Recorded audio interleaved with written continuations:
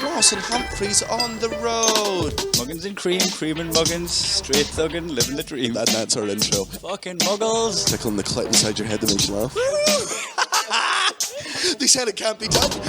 We are refreshed. Is that safe to say? No. Am I speaking for myself? You are speaking for yourself. I've done some sleeping. Yeah. I've also done some fucking getting up early. Oh, I've done heaps of getting up early. Like, I've embraced the jet lag. 5 o'clock, I just wake up naturally, like, bounce out of bed, have a workout, Yeah. like, fucking read some news Yeah. on Press Reader, Yeah. read a bit of my book, and then Natalie gets to the bed and I make breakfast. Oh, Aye. I live like that. I've been Is that what people do? well, I think some people, yes, but they do it like I think us talking about this with reverberation is just comes from people being like, "Oh God, I'd love to spend all my time on a tour bus traveling around the world," and you're like, "No, you wouldn't." No, you'd enjoy bits of it, You'd enjoy it for a absolutely. bit, yeah. And of course, like if you haven't travelled a lot and you've not seen much, That of the was the world, best way to run. Yeah. Oh, yeah, that was. But when people say, "Oh, I'm so jealous that you got to go to India and Singapore," and They don't see the sacrifices. and I'm like, Yeah. by the way, I didn't see any of those places. I didn't spend much. Like, none of those were like real sort of. Well, India's not fair because we did get to experience a fair bit of that. But like, just the same thing when we're like, "Oh my God, having a morning routine and waking up early is actually." Yeah, like to be fair, as soon as I start gigging again, like a week after next, I cannot be on this cycle because if I put a film on at like fucking 8 at night, you guarantee I'm not making it to the end of that film. I'm gonna sleep by 9:15 because getting up at that time and having a workout before breakfast, like you're not making it to 10. I haven't minded. Like it has to. I have to change it when I start working again because of the time and that you work. It does suck to be, not suck, but it's like a hard pill to swallow that you're just at the age where there's nothing after 10 p.m. for you anymore. Because for me, and for so long in my life, I would like, and I know many people do this, I would stay up late just because it was like an act of rebellion. It's like my time is my own thing, and like when you're young, you have a bedtime, and then you have to, and then you have a shitty bedtime because you got fucking school, and they make school start too early. And if you're like me and you live far away from your school, you have to wake up at fucking 6:37 every morning because you were forced to, and to go and do something that you objectively hated, which was get on a bus for an hour, go to fucking school with And a then bunch learn of some chavs. shit that you didn't want to learn. Oh yeah, not be taught how taxes work, not be taught how to vote, but taught. Which we wouldn't have enjoyed either, by the way. It would have been more useful for day-to-day life, but that would not have given you the spring in your step you needed to get to school. Days where I had PE, there were fucking days where I couldn't wait to get to school. Yeah. Just chew through the other lessons just so that you can fucking have a game of football. Yeah, aye. Whereas it was the other for a lot of people fucking despise PE. Like that was hell for them. And I've got words for them. Now they work in tech. Yeah, aye. I try not to be fucking judgmental. But Virgin, I think, say virgin, call them virgin. No. I think I have, let's say, and this isn't true, this is just be guessing, let's say I've got 100 friends. One of those didn't enjoy PE in high school. Aye. That's who my mates are. Like, and again, and look, and this isn't like, oh, you have to like fucking football. Man, I have plenty of friends. Most of my friends fucking hate football and have no interest in it. But they still like running around, chasing rugby, tennis, badminton, fucking around. They understood that PE was the skive lesson. You're playing. Aye. That's the lesson where you play. Yeah. You And also play with because your friends. Because we're 14 now, I can't suggest playing at fucking break time. We've got to stand around, look cool, and at this point I assume vape behind the French fucking studios. But yeah, like except for they did ruin it in Scotland. Occasionally it would be like fucking December, you'd bring your PE gear and you'd be like, this is it, fucking PE Friday, second last thing, brilliant. And they'd be like, Scottish country dancing today. And you're like, oh. I don't want to be rejected by women in PE. I know. No. This was news for me. I didn't know that you had to dance with each other in Scotland. Yeah. Well, apparently so. Did you ever used to, if you forget your PE kit, you used to be made to do it in your underwear? Back in the day. Fuck me, man. I never brought my PE kit in again. This is the, Like, fucking, this is meant to be punishment. This is class, this. Just get to run to me skids. me and Cara were talking about this, right? And I'm going to keep some of information this out because I don't want it to be obvious like who we're talking about in regards to our son. I think there should be a generation gap limit on childcare. I think if you're in your 30s and you have a kid, you're absolutely allowed to babysit kids and look after kids, right? If you're 40, you're absolutely allowed to look after toddlers, babies and stuff, because again, that's just a generation below you. If you're 50 years old, you're only allowed to look after teenagers. You're not allowed to kids anymore. Yeah. Because 40 years is fucking past. There's been a full cycle of how you raise a child. Absolutely. And now you're raising a child with 80s standards. Yes, absolutely. Yeah. I love my Gran Roger with all of my heart, right? She is, and now as an adult, I have a great appreciation for what an intelligent, funny, beautiful, interesting, engaging, Capable. strong woman, capable, growing up, like being born during World War II, and like growing up, and like when like, and not feminism is good, but like back in the day, like when she was, you know, She had a fight on her hands. oh, the whole, like what she's done is amazing. I would not let her look after my kid under the age of 10, because when I was young, her standard was like, I'm a no nonsense person. I'm like, I'm 5. I'm only nonsense. What do you mean you're no nonsense? How dare you as an adult in a looking after kids, and this isn't with my gran anymore, this is with the other thing I'm talking about. How fucking dare you put yourself in a position of, I'm going to look after children and it's going to be to my standards of the one I was raised in back when, you know. You could hit the cunt. Oh, I cannot fucking. There's been so many times where, you know, we've taken Caelan somewhere and there'll be someone there. It's like, I can look after him. I'm like, you're going nowhere near my son. Aye. You're going no, because you're somebody that forces kids to eat vegetables, so they're going to have eating issues when they're older in life, yeah. and they're just going to be the pickiest in the world. You're going to give them body dysmorphia because you're going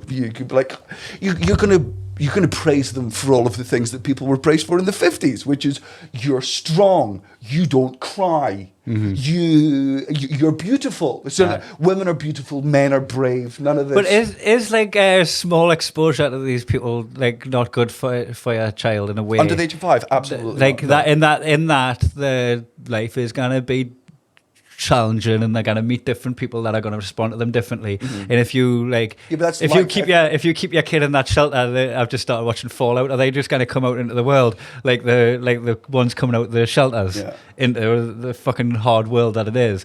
Is it not like inoculating them to the trials of the world by just giving them to someone that's not gonna harm them, but the methods are gonna be a bit different? No, absolutely not. Not fucking interested. The world has moved on. The world changes. And also the world is going to constantly be fucking shit. So me protecting my child in certain instances doesn't mean he's going to be bubble wrapped every hour. Got you. When the world is going to fuck him, because that's what the world does.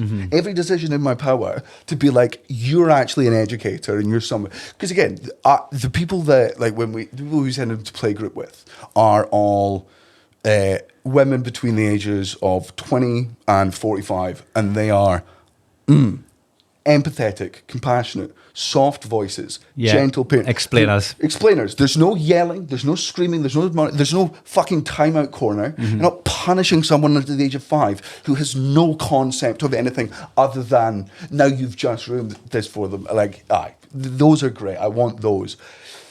I'll not let anyone over the age of 55 touch my son ever again. Really? No.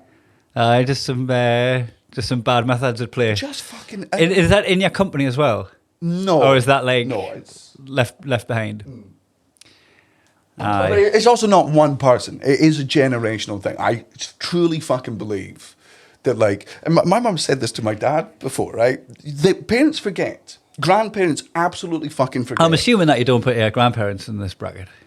My grandparents? No, like Caelan's grandparents. Caelan's grandparents? I don't know how long I'd leave him alone with my dad. Is he doing that on purpose so that he doesn't get asked? No, things have changed. And we've got different fucking standards. Like, you know, I like that. My mum had to stop my dad letting Caelan pour boiling water from a kettle into a cup, and I'm like, you've lost all. Yeah, that's.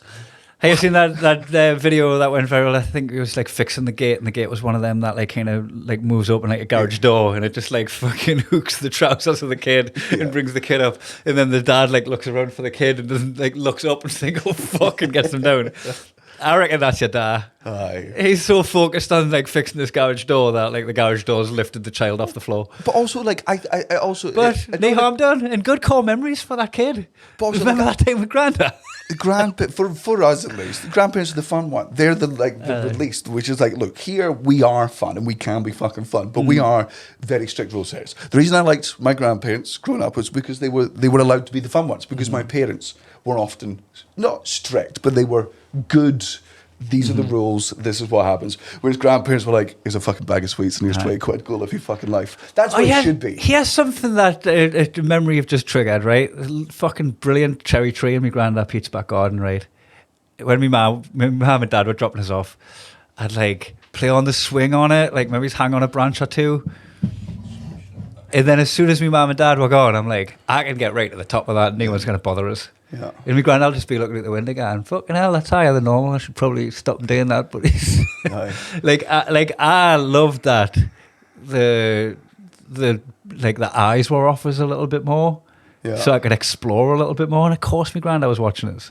He just give us a little bit more leniency with stuff like that. Do you have any idea how much lower injuries, deaths, life-changing injuries, hospital visits and diseases have gone down since your grandparent was a father? Oh yeah, I loads. I used to have 6 kids because one of them would die. Aye, there's this generation that's like, we all turned out fine. First of all, you're all autistic. Oh, but I've fuck never me, met anyone over the age of 60 that isn't violently autistic. I loved freely climbing that tree.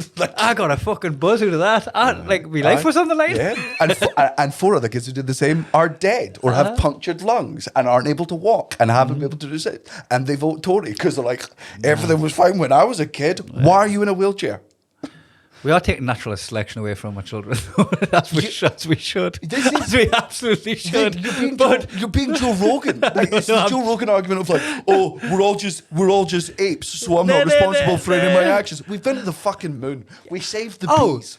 Don't get me wrong. I would stop the kid from climbing that tree, but it didn't stop the fact that I fucking loved being able to climb that tree. I free climbed that tree, man. Like I fucking loved that shit. Okay, just luckily I got away from it, and fuck me, it come close a couple of times. Yeah.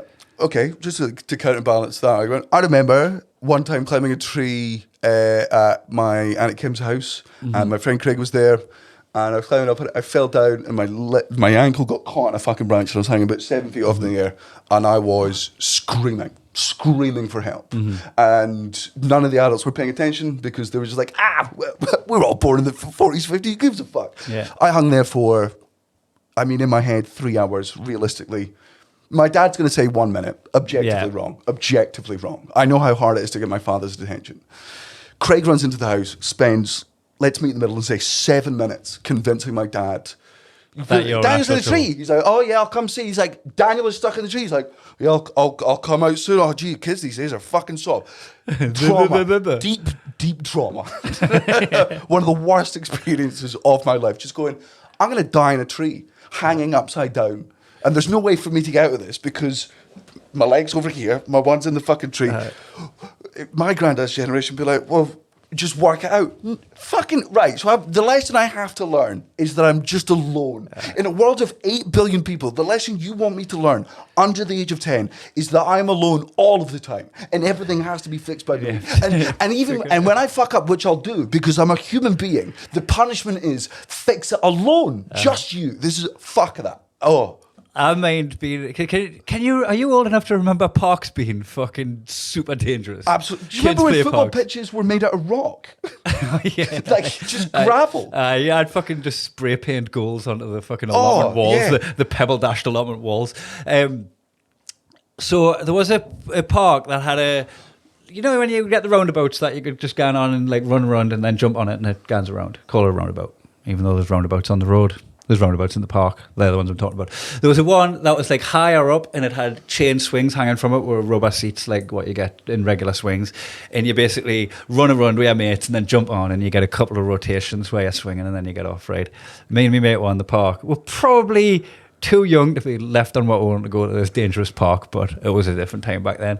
And these fucking teenagers come in and saw we're trying and they're like, do you want to get a hand? Like fucking getting some speed up on that. We're like, yeah, would you not mind? This is so naive. They did not fucking stop. They just took turns at fucking yelping the fucking swing around to the point that I'm just horizontal, like, yes, this is class this, to like crying and just being like, I want to be down now. I need to be in. The streetlights have come on. I was up in this fucking swing for too long. To the point that my mate just took a life or death decision to just jump out of it and fucking scud across the fucking gravel or whatever the fuck was used to cushion your fall as a child in the 80s. But he ran and got me granddad, who came and chased off the teenagers. I was up there for a long time. Didn't do me any harm. I'm a thrill seeker.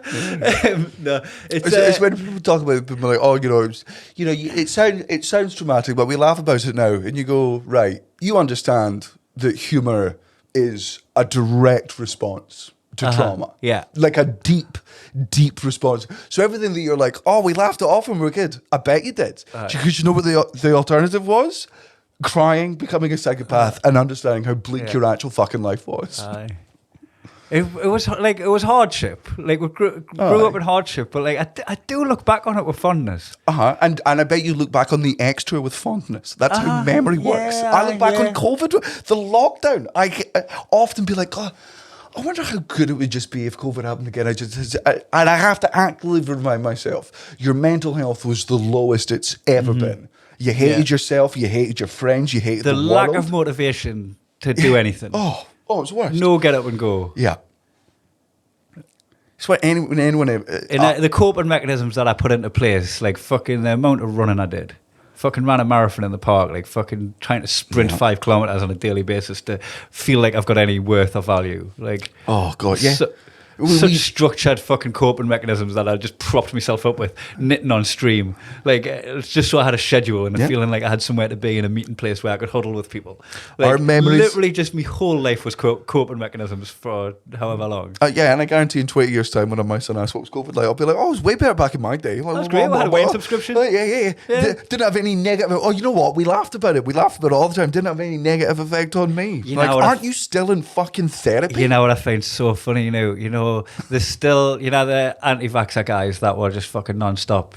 You're not on Facebook anymore. I've dived back in, right? They are still going. Oh, yeah? It's fucking 5 years later, they're still going, oh, you're quiet now that the fucking vaccine turned out to be a myth and everyone, like, and I'm just like, whoa, you guys are like these fucking Japanese guys that still think they're at war and they're in the jungle and they're waiting for the general has to get pulled from the fucking barber shop that he owns to come into the jungle to tell you that the war ended 30 years ago and you're not at war anymore. Like, there's still people that are fighting that and they think that they don't realise that they're the crazy ones. But what? But where's the mass deaths from the vaccine? I've seen a few of them. Like, it's always like, oh yeah, just wait, like it'll kick in a year. Yeah, it's always like, oh, you're about to all die from the vaccine killing you and stuff. And what'll happen is some people will fucking die and they'll be like, well, this is proof. Like, it's almost as if we're not perfect at executing science under immense global pressure. And even then, what we did was astronomical. And AstraZeneca. Well, which one did you? Can you even remember which one you got? Morven or something? Moderna. There you go. I knocked us sick. Fucking wiped us out. I was like, aye, just wiping people out. Me. That's misstricken. Yeah, I mean, there is. I will say this for counterbalance. As much as like I agree with you, I fucking hate all the people that are like, you were all wrong about the vaccines. I'm like, oh my God, just stop smoking weed, stop going on YouTube, take a long walk, read an actual book, talk to a scientist, live your life. I just stopped barking on it, but it, man, we're through with it now. We're totally through.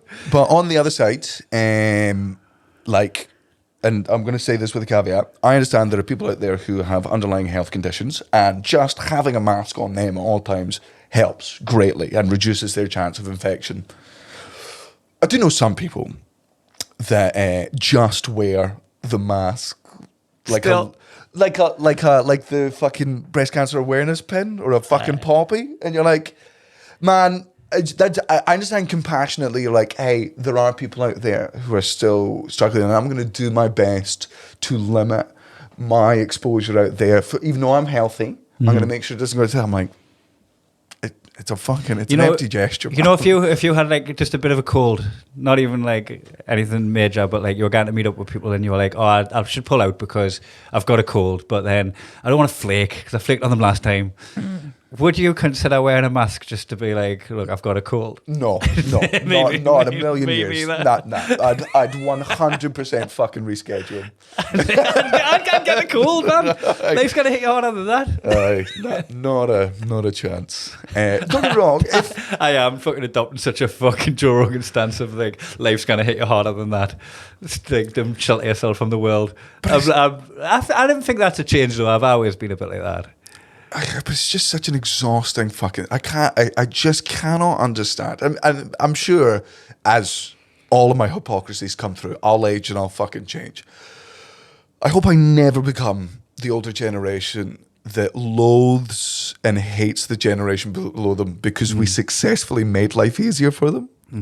Like, and I guarantee nobody who served in World War II felt that way about their kids. No, they would have enjoyed watching them play 100%. because they were there. Yeah. Every generation after that suddenly became it's fucking easier for you than it was for me. It's like, I'm sorry, there was progress. And I'm sorry, progress that benefited your lineage. The person who should be your favourite person. How can you watch your happy child play in a safe park, not covered in fucking needles, no nails sticking around concrete, and be like, fucking we're raising soft fucking... That's an ideology I get behind, is that you're borrowing the world from the next generation. Yeah. And then you give them it back. And they're borrowing it from you're paying the world forward, and you want to hand it back in fucking good condition, if not better than what you received it from the last custodians. Like, you can't be resentful of the fucking next generation. You've got to try and like fucking teach them and nurture them and then trust them because it's theirs now. Yeah. I'm going to really encourage the next generation to just be like, the second I turn 65, take away my right to vote. That's it. And I'll argue with you when I'm 65, right? And I want you to hit me in the mouth. I'll be old. I'll be way easier to beat up than I am now. And I'm already quite easy to beat up. Take away my vote at 65 because I'll not be around much longer than that. And it's inherently selfish to vote if you're going to die in the next 20 years. I'm really encouraging myself at the minute to listen to new music. Aye, because I just don't want to be set in my ways. I even just had like a conversation with Matthew on the way down about like Kendrick Lamar's just the best of a bad bunch, rap is shit now. And I'm like, my point was it's conclusive. Like, you'll get old people, like older than me, that just go, football's not the same as it was, Beckenbauer's better than Van Dijk or whatever, right? And then you just go, you'll never find out because you'll never get to play them on the same pitch. You'll never really know. Whereas with music, you can put 2 tracks on a playlist and go, that one's better. So I do feel like rap has peaked ages ago, and all the people that think Kendrick Lamar's mint just haven't immersed themselves in the back catalogue or the history. But just because I don't like Kendrick Lamar doesn't mean I want to fucking lock in what music I listen to. I've been listening to Ray quite a bit. That last from East London. My dead cat. Your dead cat. Been listening to her meowing away. Doesn't sound dead. I put on a Billie Eilish album the other day. Oh, she's okay. She's fucking class. Yeah. It's like, just, you know, when you're a bit too sleepy to read a book or watch a film on a flight because you've had no sleep, but you just want to drift away to something, put Billie Eilish on. And I was like, right, if I'm not enjoying rap music right now, like, just fucking listen to other things, because I just don't want to be...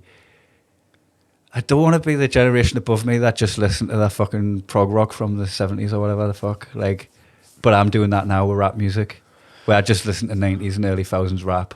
I don't want to be that guy. So if I'm not enjoying rap right now, just fucking find new things that you do like. So I think that's a very good stance to take. I'm not going to join you because I'm someone that's just never cared about music. I don't mind. And if anybody wants some newer rap that is genuinely astonishing, Rather Rugged Man released an album like 2 years ago called All My Heroes Are Dead, and it's one of the best rap albums, not just of now, of all time. So there is still good stuff coming out. Aye. But from older people. I couldn't... I don't think I know what Kendrick Lamar looks like. I've seen him live. I've fucking tried to listen to his albums. Like, it's not for me. All right, fair enough. Yeah. And and it's not like I just don't understand rap music. I'm fucking immersed. I've got a history of listening to rap music. This is not for me. I feel like it's for the youngins. I feel like he's younger than me and older than the people who are in their 20s. So like he gets a lot of people like Elliot Steele's age looking up to him. Whereas like I'm just like, you're nearly my age and you're impressing 20-year-olds. Is Stormzy any good? Because I think I like him as a person. Yeah, like every time I've seen him in any interviews, he seems like a really fucking.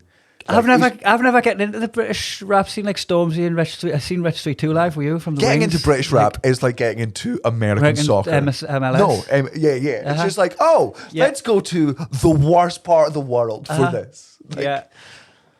And again, as someone that doesn't listen to British rap, but the fact that like even I'm unaware of anything. I mean, Stormzy is and he's grime, isn't he? Mm-hmm. Whatever grime is. Yeah. What is grime? I'm an old man. I don't think me and you can do a podcast talking about grime. What is it? What's the deal? Right, rock is. I think it's guitars, like, cymbals, yelling. Pop is easy. Remember to lyrics, sort of highfalutin. Is it like a London street slang? What's the definition of grime? Grime is a genre of electronic music evolved out of UK garage and is influenced by drum and bass, dancehall, ragga, and hip hop.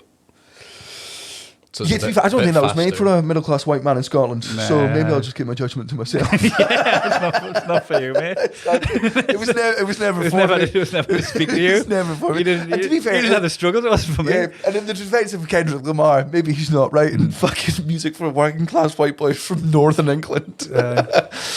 Maybe it's for, oppressed African-Americans, and I guess other blacks. Yeah.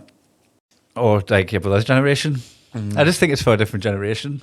I think he's the fucking lad parked out the school with a nice car to pick up the lass, and all the lads at school are like, "Oh, who's that cool guy?" No. And then all of us are going, "Who's that fucking weird prick?" That's Drake. Okay, that's who Drake is. Yeah. Like Kendrick Lamar, from the very little I've seen or watched of him, like I'm not a fan, but I still think he's immensely talented. Like, there's no denying. Like, he's not as good. I understand what you're saying. He's not as good as like the old stuff. Apparently, people say like as a live performer he's shit, but as a lyrical thing, I find he waffles on. Like a lot of the stuff he's saying, I'm like, you haven't really said it. I mean, I'm not a global superstar for that reason. Like a lot of the stuff he's saying, I'm waiting for him to say something, and then there'll be something in there. Whereas like good rappers, they're fucking constantly saying something good. Drake's objectively shit. Fucking P. Diddy, man. How wild is it to fuck literal children, to groom literal children, and for that to all be out there, multiple rapes, and the one thing you do is an apology for punching a woman in the back of the head while she tried to escape you. Have you seen this video? I haven't seen that. It's disgusting. I haven't sought out the video for the simple reason that I saw a lot of women saying that people shouldn't be seeking out to look at the video of them being abused. Not. And I was like, all right, memo received. It's just, I think as a man, it's important to watch it. Like, I think it's very important to understand that, like, hey, this is what happens when you raise men and boys with just never being told no. Right? There's a great fucking video I saw the other day, which me and Cara were talking about. This is going to seem like a massive step left, but there is a point. There's this 7-year-old girl, I'm going to say, and her like 4-year-old sister's there, right? And the 4-year-old sister's like, give me the pen. The 7-year-old's like, can. And the kid's like, can. And she's like, I. And the kid goes, I have the pen, please. Can I have the pen, please? She goes, can I have the pen? She goes, no, you have to say please at the end. The 4-year-old's getting so frustrated. And eventually, after like 2 minutes, she goes, can I have the pen, please? And the 7-year-old goes, good. No. Right? Lessons. Right. So here's the thing, and this is maybe where I'm being hypocritical about the, life comes at you harder than that, but I was straight into the fucking comments and all the people being like, what bad, what horrible, raising that girl. I'm like, no, that's a very important lesson. Just because you ask for something nicely and you are kind, asking someone for does not mean you automatically. Please and thank you is not a golden pass to whatever the fuck you want. It is manners. It is manners. And manners should be applicable regardless of whether you get your outcome or not. I think that's a very, very important fucking lesson to that. Whereas you look at the fucking P. Diddy, who's been famous, since he was 17 years old, fucking... Don't actually know. Because I always read up that he was this fucking he forced himself on a milk round and to make money, and then used that money. First of all, he's forced himself on a lot of things. And all produced milk. So, they don't all produce milk, well, it was just Beaver. So, and then he, like, it was all this mogul, like, self-made fucking millionaire story. And then he used the money from his milk round to get the fucking bus over to another part of town to be an unpaid intern at a record company and all that. Like, but it was all pitched by him. Okay. This is his whole package thing. So I always remember him as like this inspiring figure. When I was growing up, and then just like every fucking person that you idolise when you're younger, they turn out to be pricks. Yeah. I'm sure that's happened for people that have enjoyed my stuff. Well, they just didn't like who you turned out to be. Yeah, I imagine, man, if you go from watching... They were like, what? He didn't side with Johnny Depp in his lawsuit with someone much younger than him. Made him look like a bit of a creepy old dude. He didn't side with him then? What? As a human being, I imagine I have many fucking disappointing fucking takes and angles. And also, the amount that I come off nicotine on this podcast and just have opinions just because I'm angry and I need to scream about something. Never raped anyone though. Never punched a woman in the back of the fucking head. Not even raised my voice to my... Time yet. Me and Cara were trying to withhold... Still young.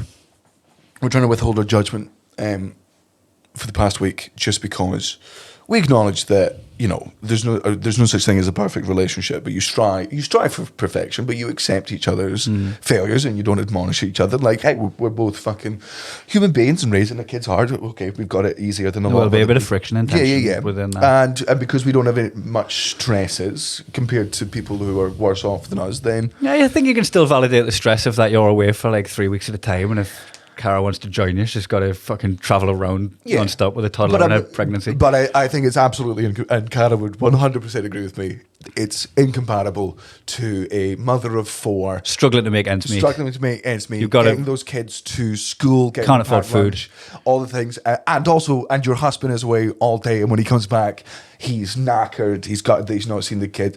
It's just in that aspect, we're very grateful and we're very aware of how good we fucking got it. I cannot fucking relate to couples who talk to us about yelling at each other because they're just like, oh man, we were in a screaming match. I'm like, to the person you love, you screamed at them, and also on the other side, you let them scream at you. Done. Like you'll target your partner with a little bit of stank on your words from time to time. 100%. But voices aren't being raised. Oh, and if they are being raised, if I were to, and the times where I have raised my voice instantly, and not because I'm angry, I'm getting passionate about the fucking thing.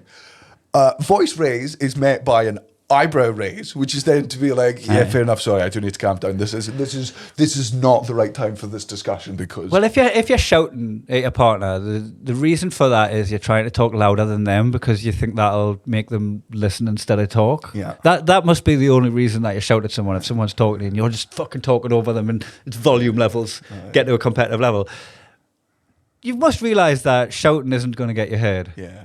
That's not that's a ineffective mode of communication because that person's just going to feel shouted at and really all the words that you've put in that shout is redundant. And if you do shout at your partner, do you want to know why you shout at your partner? Do you want to know why it is? Right? It's because your parents shout at each other because they didn't love each other, because their parents yelled at each other because they didn't love each other, because they're from generations where it was pure convenience and marriages needed to happen in order for you to thrive, and there are all these things, and people were and that's why they yelled at each other. It's your responsibility to break generational trauma, right, and have better discussions. And if you don't, you're in a shit relationship. I think I got sheltered from that in the respect that they wouldn't do it when we're in the room. Yeah. Like, I don't remember my mum and dad shouting at each other, like, and seeing the anger on their faces as they did the back and forth. But I do remember, like, waking up and hearing yelling downstairs and then, like, creeping down and, like, trying to, like, eavesdrop what they're saying. So, like, they did yell at each other. But, like, they tried to protect her from it. Oh, my mum and dad would fall out. They're in a relationship, right? Of course they're going to, like, fall out and the emotions we get high. And, you know, my father's a frustrating man who thinks he's correct all the time. And my mother is, you know, a stubborn woman who is correct most of the time. and they fucking butt heads. And there'd be times where my mum would come in and, you know, gripe about my dad and she does this. But it would always be like 10 minutes later, she would be like, She calmed down, and she would let me. Both of them would always let me see the full process, right? Which is like they come in, be like, "It's just this, and I'm angry because these reasons," and then they wouldn't leave. They wouldn't make excuses, and then over the course of the next 10, 15 minutes, be like, "But he does do this, and okay, maybe this was me."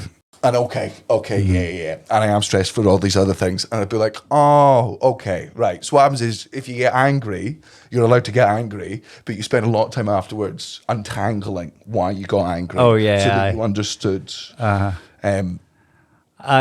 learned that, like, reflect afterwards and then think about what I could have done better and go and admit that. And just, like, I'll think about what I could have done better right after I think about what everyone else could have done better. but like because it normally is their fault. I'll be like, these are a few things that are in my control. Then like list one thing and kind of end the list. Over to you. Aye. You ever yelled at Natalie? Nah. I think like I've got respect for her. I don't think I yell at people I respect. I 100% agree. That's the thing for me. I yell at people I don't even like. Aye. If I was to ever be yelled at by anyone, I got yelled at by another comedian and I've fucking barely spoke to him since it was 10 years ago. First of all, Ro Campbell was never a comedian. I wasn't going to name him. I'll fucking name the cunt. I've always hated him. Fucking yelled at us at a bar. Aye, scumbag. And I was like, real piece of I was shit. like, I don't think I've been yelled at since like I got grounded. Aye. I think I've been yelled at since I got grounded and I've been yelled at by another man. I'm not going to hit him, but like, You should get hit. you should respect that I didn't do that. And I'm just going to walk away from this whole situation forever. Yeah, I just don't fucking. That was an odd situation. Like I was like, oh, you've got far too comfortable with me here, with like no grounds to be. Because there's very small things. I've cut people out of my life for just, friends that you've had for ages, and then there's just a point where they do something you're like, oh, you don't respect me anymore, so I'm done. See you later. And I've got enough friends I'm not going to fucking mess you. I had a friend, I remember it so vividly in Brighton, 10 years ago, and I know exactly why this happened because I went through this experience with a lot of my friends, which is especially people who I went to high school with. They all went to university. I pursued stand-up comedy. They were all getting their degrees. I was an absolute fucking no one. And then my career started taking off a little bit. I started earning more. I got a fucking DVD deal. They all come out of university. They're all in debt. And they're smarter than me. They've worked objectively hard. Yeah, and they've built a reality where they're doing better than you because you're a dropout. Yeah. And gone up there. And I've got my best friend in the world, Ali, my other best man. We had problems in our fucking early 20s where he was just like, he admits it was, I don't know. Struggling with the attention you're getting when you're on a level playing field for so long in your life. Yeah. But the thing is, Ali, and we argued a lot. We stopped living together for a bit. But you were super young and you just reflected upon it. Yeah, Gene saved it. Gene saved that entire relationship because I was fully ready at that point to be like, I can cut people out of my life like that. You'll die to me in a second and it'll be complete. I'm like, Ali's done to me. I'm completely done. And Gene had seen me do this to like 6 people before and was like, no. I'm going to sit you down and have a fucking discussion with you and make sure you do. So And snap you out of this fucking this tailspin of petulance. Yes, absolutely. Yeah. One of our other friends from fucking high school, I remember, went down and was drinking with another bunch of comedians. He came to the show, saw me fucking smash. We're hanging out with all the other comedians afterwards. We're all having a laugh. And I don't know whether he just like felt like out of place, like it was a fucking, because we were still in our early 20s. It was still toxic masculinity. It was still like dominance of like trying to fucking, I'm going to be the funniest, I'm going to be this. And obviously being a non-com in that situation was... What'd he do? Slap me. Slapped you like... Oh, a playful slap. Oh, like a headlock nookie thing. Just yeah, and that would be done. Yeah. Oh, if you noogie me, we are never speaking again. Aye. Ever again. If you wedgie me, you wet willy me, you fucking... I'm a 33-year-old dad with a I would not fucking hesitate to mortgage. wet willy you, by the way. You can put the other things off limits. Like, but if I feel like wet willying you, that's happening. Yeah. It was my first friend. Be like, why are you wet willying yourself? Why are you wet willying yourself? That's why I got my ribs removed. He was my first friend in high school. He was the reason I stayed at my high school that I wanted to leave because I didn't know anyone. He was so friendly. And at the age of 23, after 12 years of friendship, he slapped me in the face once. And I just mentally went, oh, that's a shame that he's dead. Oh, yeah, That's you're a shame. done. That's a I mean, I'm not going to cry. 'Cause Slap this. I'm not speaking of him anymore. I meant mourning the death, but But it was just one of them things where you just like, oh, you don't respect us. Nah. You're just trying to fucking Aye. come over the top with us. Yeah. Like fucking, Yeah. you've tried to knock us down a peg or two, and actually, why? you should be supportive. Like, you should be Yeah, really. why are you not going to do a peg or two? That's not what I need from my friends right now, where I'm already in a position of vulnerability and trying to make it in a world that's actually a little bit cutthroat sometimes. I mean, you go along and slapping us in front of me peers. Oh, I still thinking about it. And if you're listening to this, I don't forgive you, and I never will. I wonder if he does still think about it. I don't even know. I don't even I wonder if he think- knows he's done it. I wonder if it just passed him by. It's just like, Well, there was 3 years of every time I was down in his area where he would text me and message me on fucking Twitter and Facebook, and I just wouldn't respond. So I've got and he can live. I'm sure in his head it's that I got too big for my boots and that I'm too fucking Z-list celebrity. but for me, it's like you come in at my job and slapped us in front of me workmates. Aye, and because you just couldn't handle it. Aye. Like, man, I feel fucking bad when I raise my voice to Kaylin, and not to Kaylin, but like in a situation where, there'll be times when fucking somebody's emailed me something that just needs, we're selling a house at the moment, right? I've got things in my life where things do need an almost immediate response. In the moment response. And try explaining to a fucking 2-year-old that I can't give you attention right now. I just need 1 minute. I literally need 1 minute of just silence so I can type this fucking thing out, and then I'm all yours. But I've caught myself in moments just getting bad, but like, man, and I'm like, what are you doing? Allowing yourself to get frustrated and annoyed by a 2-year-old. Your job as an adult, as the responsible adult, is they can't regulate their emotions, so your job is to regulate your emotions, and not only so that you don't overreact to them. Can you not channel that in a way that's like more playful, like just looking at him dead in the face and go, boring, yeah, fucking boring as, and then get back to your phone. No, because I don't want him to do that to the kids. Oh, no. I was doing a bit. Just like channel it in a way that is even more damaging but entertains you. Do you not like send them go to know your mother? That's a tactic that parents use, isn't it? Me and Cara are a unified front. Yeah. Can you do that email? Normally, yeah. I mean, that is. I'll entertain this child. That's what. And also, she's had again, like whenever I come home from long trips away.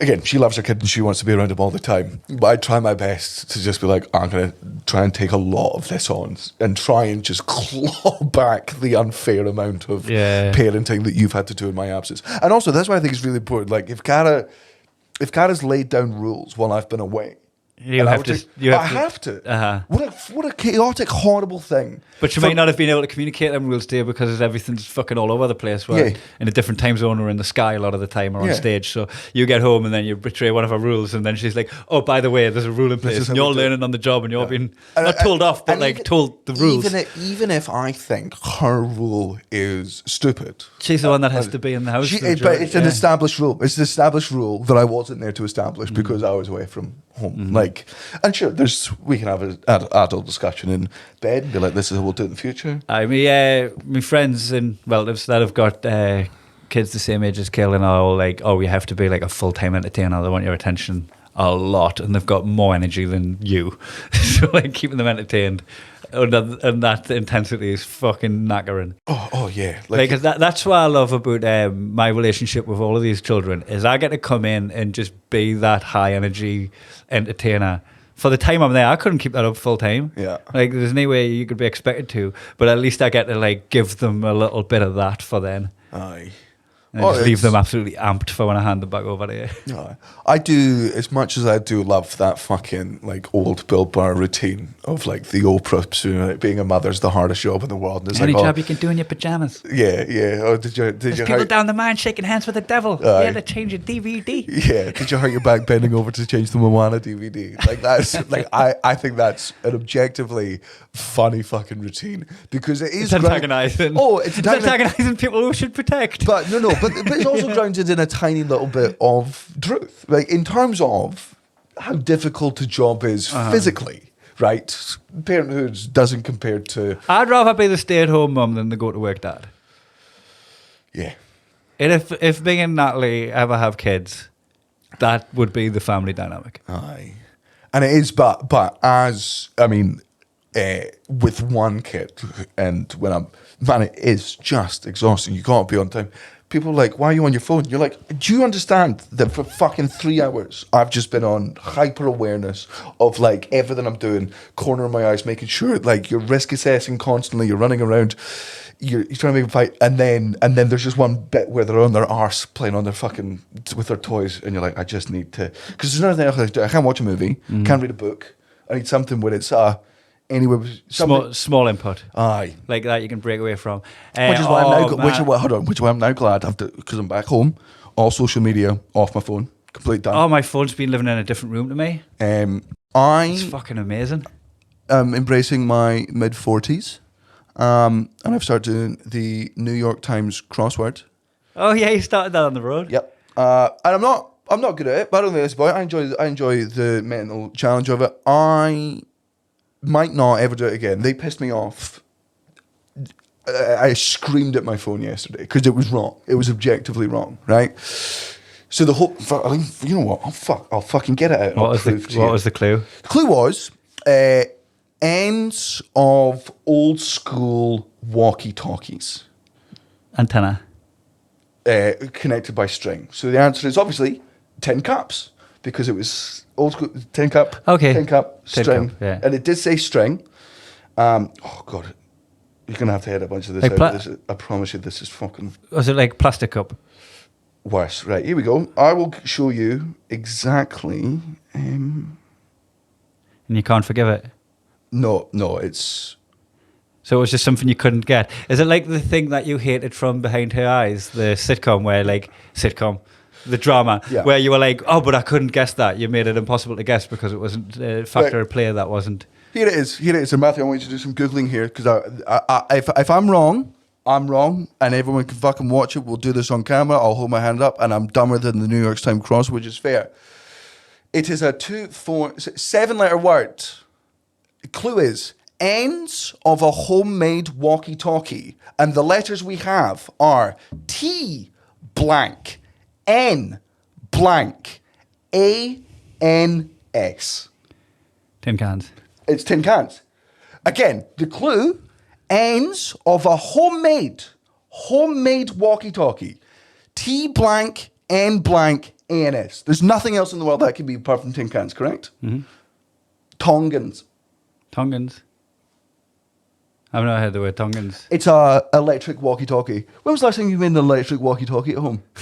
The end of it. Yeah. When was the last time you made, just from scratch, a fucking fully electronic wireless walkie-talkie? I mean, if you ask a dad that question, aye, he might have an answer for it. It's tin cans. It's objectively tin cans. I was up for an extra hour last night in a rage. Just been like, because there's no way you could have won it. It's tin cans. What's a fucking Tongan? Is he struggling to Google it, Matthew? Because it's not a thing. Did you Google the word Tongan after? What? Yeah, I mean, I've looked up walkie-talkies and it doesn't come up with anything to do with Tongan. Let's type in Tongan. Let's see what the fucking internet says. Tongans, walkie-talkie. Those look homemade to you? Nah. Those look homemade to anyone? Huh? Oh. So that's you done with crosswords. Well, now that I know that they're just going to get it wrong, like what's the point? Like if you don't double check it, like if you don't give it, surely I don't know much about the New York Times, but surely there's so many fucking losers there, right? The person that designs the crossword, because it's not an algorithm, it's not AI. Every day they're like, this person created this. So how's not smoking going? Awful. The thing I decided to, and man, I cannot tell you, like, because again, no social media. It's a really good thing because I don't feel bad when I'm on my phone. Whenever I'm on social media scroll, I'm like, this is bad for your mental health. This is bad for being a fucking parent. This just isn't good. But when you're just sitting there pondering And then you're like, I wonder what that is. And then you just go off, and I'm like, I don't mind just fucking thinking, and then my son distracts me. I'm like, it's fucking crossword. Who gives a fuck? be Like, mindful. I don't need to watch the end of this video. You know, if I'm 35 seconds into a minute-long video, my son distracts me. Normally, when I'm just tense, I'm like, give me 25 seconds. What are you talking about, man? Go play with your fucking son. I tell you what I did. I woke up with a light coming through the curtains, and I was like, you know what? I'm awake. I'm going to get up. It was fucking 4:45, and I'm out of bed. And I was like, I'm not going to climb back in bed when I'm not tired. So I went for a run at that time in the morning. Right, fucking perfect time to run. There's like, it's the time in the sesh where the birds come up and you feel like shit. It's that time, right? And I'm running, and there's not even cars on the road. Like, no, there's nobody doing anything, and I was just out in the world, and it was fucking mild enough to have a run in my shorts and t-shirt. I did a decent sized run, and when I was at the furthest point of my run, whereas I'm doing a loop, right, and at a point where keeping on going or doubling back's this equidistant, my fucking knee just started hurting like a shooting pain here, right there, and I could walk fine. As soon as I started running, shooting pain. I still don't know what it was. And I'm like, I'm at an age now where, like, you know, if I was a bit younger, I would have ran that off. Aye. I would have just went, I'll just keep running, play another 5 minutes of the game But you're only gonna, before like, you look at the bench. exacerbate it. I'm like, oh shit, like, I don't come back from shit like this anymore. And just had the saddest, like, 2-3 mile walk. Like 5:30 in the morning or whatever the fuck time it was by the time I got there. And, Last time you did a 3-mile walk at 5:30 a.m. it was coked up from the fridge. yeah, exactly. I was like, that's probably how I look. Like, no one's looking at me walking at that time of night going, there's a man on a run. Like, he's at the end of a sesh. So I managed to, like, I've still done some, like, HIIT session workouts where I've been doing, like, squats, but, you know, anything where, like, it impacts. I don't know what it is, because, like, I can bend my leg now and it's fine. Could it be shin splints that high up? You know, impact. I couldn't even tell you how many fucking bones are in a leg. Never gonna. But I just know shin splints is like when you get, because I have been pounding the pavement quite a bit lately. Like, Oh, please don't ever say that again. oh yeah, I've been on the treadmill. Thank you. I can't pound the pavement. What are you, man? Tune up the road. No, pounding the pavement this is when you're turning into a Joe Rogan guest. I wake up at 5 a.m. Pistons. I eat 7 bananas. I shove eggs up my arse. I punch my wife in the face because I need to make sure she wakes up prepared for the brutality of the world, and I've achieved everything I wanted to achieve by 9 a.m. And you're like, man, Stay hard. go to therapy and acknowledge that you have PTSD from war. I don't think pounding the pavement's so bad a thing to say when, like, your legs are just fucking constantly making impact. I It's like don't know. it's an impact injury, right? But I just meant in the how it's pounding the pavement is like. Well, I haven't been gracefully gliding over the road if I've fucking managed to fracture my shins to the No, point that they're telling us not to run anymore. Running. Which is what's, huh? All right, sorry, I thought you had medical information on shin splints. So I managed to whack back, but that was sad for me because I was like, if I lost running, like, I've already come to terms with that, like, I'm not playing football anymore. My last game of football is probably behind us unless it's some fucking, like, old folk. getting the old crew back together, fucking being injured for fucking days afterwards. Like, because I'm past that. I've mourned the loss of playing football, which was one of my great loves in life. I don't want to even lose running for a couple of weeks. Aye. That's something that I like Yeah, always like to be like. I'd like to always know that I can go out and go for a run. Yeah, well, maybe you just have to reduce that to a jog. Maybe you got to stop timing them. Start cycling, impact-free stuff. I did enjoy the Peloton a lot. I'm enjoying the Peloton again. Are you back on it? Yeah. I'm doing the same. Who's your guy? Oh, Cody Rigsby. Cody Rigsby. Is that the gay guy? Yeah, absolutely. Yeah. Cody, and Alex Toussaint's my bro leg. I've seen him be homophobic too many times. That's what keeps us going. I'm like, I'm not a puff. I'm fucking not a puff. Watch.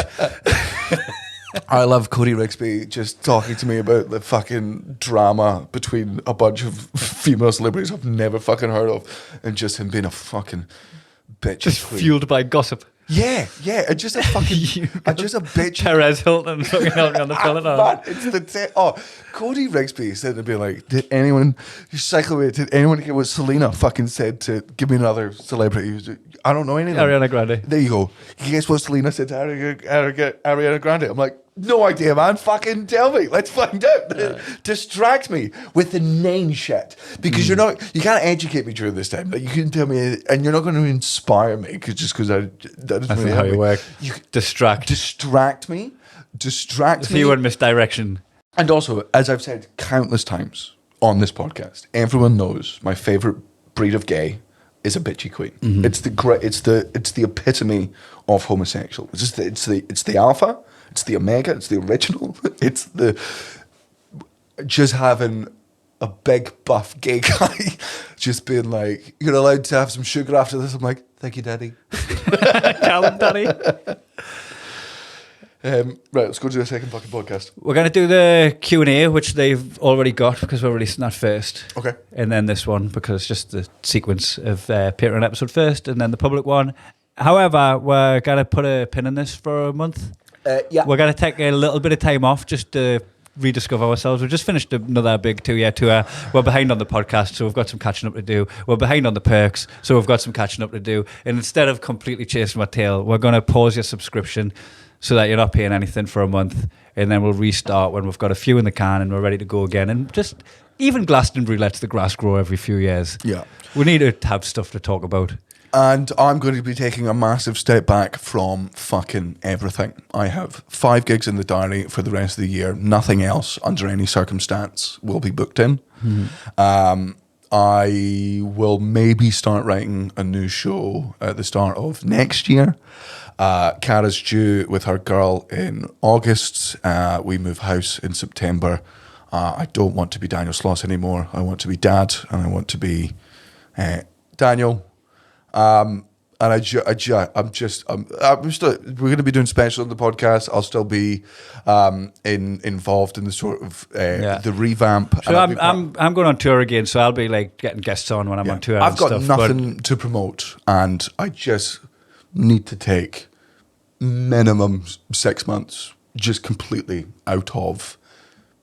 I'm not installing Instagram for the rest of the year. I'm done. I'm out. You're just taking some time out, which is fucking much deserved as well. Like, you've been fucking since Netflix. I mean, working all the way up until the Netflix specials, you worked really hard to get there, and then the amount of work that come off the back of that, where we were like, oh, we're going to strike while the iron's hot, and the fucking iron stayed hot for like, what's it been, like 6-7 years, and we've just continually toured apart from the forced sabbatical that was lockdown, which we just covered, wasn't the time off you required.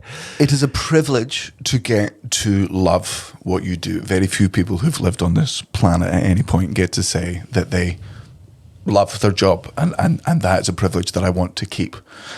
So in order for that to be the case, I need to not do it for a while. But we'll see you in a month. We've got some special ideas for the podcast. You're going to jump on and guest on your own podcast to catch up with me. The specials I'm excited for, because that's just going to be us and a bunch of friends doing fucking stupid shit. Yeah. I just, for the sake of you listening, for the next 6 months, I'm going to have the worst chat in the world, and that's who I want to be. I don't want to have good chat. I don't want to have any interesting stories to tell. I want to. What happened to your day? My daughter threw up on me, and I had to drop myself off at playgroup. What happened yesterday? The same thing. What happened the day before? This is my life. Which is arguably more interesting than the fucking day-to-day life that we had on tour. That we were recycling. Way more interesting than this airport sucks. This I hope this guy dies. yeah, fuck me, man. That was intense, the end of that tour. Like, the reason we're behind an episode is because they didn't factor in sleep for the last 3 gigs. We've done Texas, California, and DC in in 0 sleeps. 4 shows. 4 shows, 3 states, 0 sleeps. Unbelievable way to end the tour. Like, fucking, we were threadbare by the end of it. So everyone who books my tour is now being punished by not getting any money from me for the next 12 months. That's what you get. You overwork me, you get nothing. That's what happens. You use something too much, it breaks. Go fuck yourself. All right, so use this time to catch up on the back catalogue, and we'll see you in a month with some new episodes and some specials.